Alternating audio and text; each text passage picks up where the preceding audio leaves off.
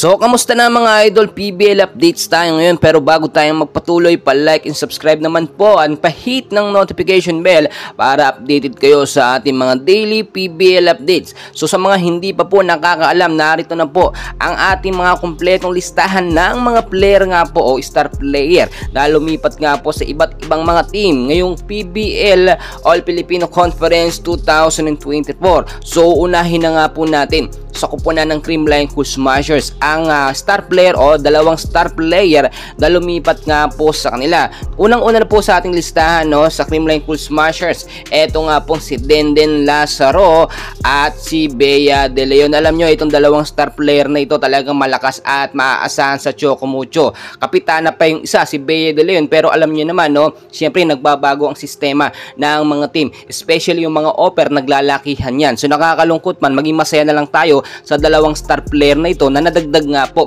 sa Creamline Cool Smashers. Pangalawa po sa ating listahan, sa kupunan po ng Choco Mucho Flying Titans, narito po mga player na lumipat sa kanila: Mars Alba, Mian Mendres, Via General, Chini Arroyo. Yung mga player po na ito, alam naman natin, hindi masyadong nabibigyan ng sapat na playing time at padalas na bench, pero magagamit yan dito sa Choco Mucho Flying Titans. Dito na po at ito na yung time nila para mag-shine. So ako po na naman po ng Signal HD Spikers, no, yung mga galing po sa F2, narito po sila, no, Down Makandili, confirm na po yan, Julina De La Cruz. So maaasahan natin yan, talagang kaabang-abang po yan. So ako po na naman ng Cherry Tigo crossover, kumpirmado na, galing din sa F2 Logistic yung mga player na to, no, or mga star player. Kapitana ng F2 na si Abe Maranyo, kumpirmado na po.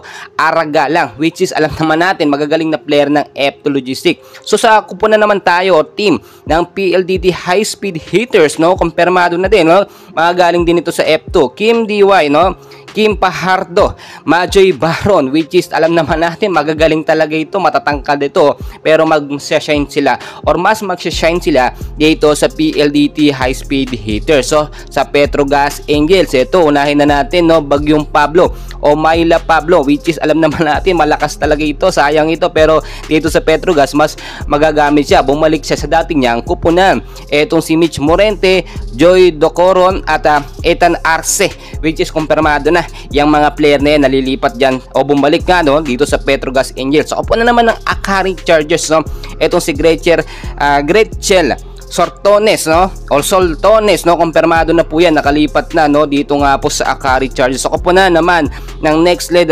Chameleons, no, kumpirmado etong ating si IB Laksina, which is alam nyo naman na talagang maasahan, matangkad na player ito, no, etong ating si Adi IB Laksina. So upo na naman ng Farm Fresh Foxes, no, kumpirmado din itong si Ansa Legacion at ito nga po si Caitlin Bere, which is kahapon lang ay in-announce na talaga marami po ang nalungkot. Nakakalungkot man, pero ganyan po talaga. So kupo na naman ng Galleries Tower High Risers, no, Judith Abil. Well guys, magagawin man, naglipatan man sila sa iba't ibang mga team, doon naman sila magsha-shine at alam natin mas mabibigyan sila ng playing time at hindi mababangko. Maging masaya na lamang po tayo sa mga player na ito dahil may plano talaga ang mga coach para sa kanila. At sa mga star player na lumipat nga po, no, sa mga dito sa mga team po na hindi masyadong kilala, magsha-shine po yung mga team na yan, sigurado yan, tulad ni Caitlin Beray dito nga po sa kupunan ng Farm Fresh Foxes. Well guys, patuloy ko po kayo nga update, no, and please huwag na huwag yung kakalimutan mag-like and subscribe for more PBL updates. Maraming